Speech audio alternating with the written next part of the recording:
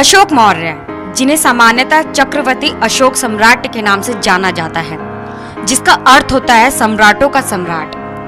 यह स्थान भारत में केवल सम्राट अशोक को मिला है। आज 4 अप्रैल को सम्राट अशोक की 2285वीं जयंती है। यह मौर्य वंश के सबसे महान शासक थे। उन्होंने लगभग पूरे भारतीय उपमहाद्वीप पर 268 ईसा पूर्व से 232 ईसा पूर्व तक राज किया। इतिहास के अनुसार अशोक बहुत कम उम्र में राजा बने थे। अशोक जब सम्राट बने तब वह युवक ही थे, इसलिए वह सबसे युवा सम्राट कहलाए। अशोक के साम्राज्य की मुख्य राजधानी पाटलिपुत्र और प्रांतीय राजधानी तक्षशिला और उज्जैन थी। सम्राट अशोक अपने पूरे जीवन में एक भी युद्ध नहीं हारे।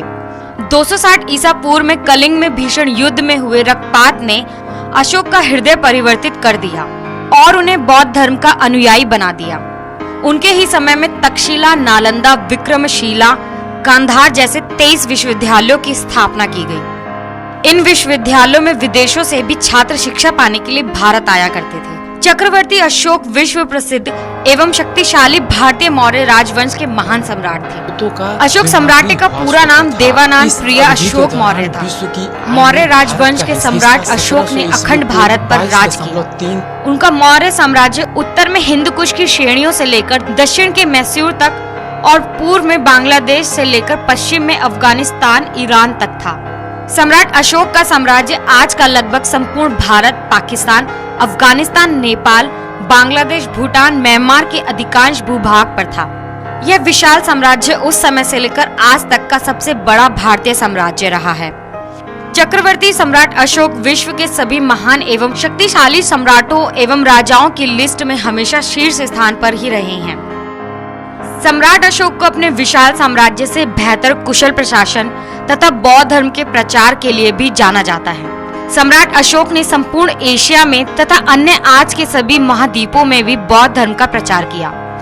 सम्राट अशोक के बनवाए स्तंभ एवं शिलालेख आज भी भारत के अनेक स्थानों पर दिखाई देते हैं। इसलिए उनकी ऐतिहासिक जानकारी सम्राट अशोक प्रेम, सहिष्णुता, सत्य एवं अहिंसा के सच्चे समर्थक थे। इसलिए उनका नाम इतिहास के महान परोपकारी सम्राट के रूप में दर्ज हो चुका है।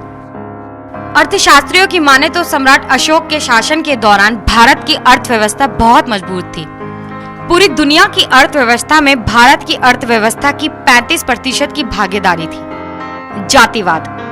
सम्राट अशोक के सुशासन और उनकी ऊंची सोच के चलते उनके शासनकाल में जातिवाद जैसी कोई प्रथा नहीं थी। अशोक के शिलालेख। सम्राट अशोक के शासनकाल में बनवाए स्तंभों, चट्टानों और गुफाओं की दीवारों पर अब तक कुल 33 अभिलेख प्राप्त हुए हैं। ये आधुनिक बांग्लादेश, भारत, अफगानिस्तान, पाकिस्तान और नेपाल में जगह जगह पर मिलते हैं और बौद्ध धर्म के अस्तित्व के सबसे प्राचीन प्रमाणों में से एक है। मृत्यु एक रहस्य।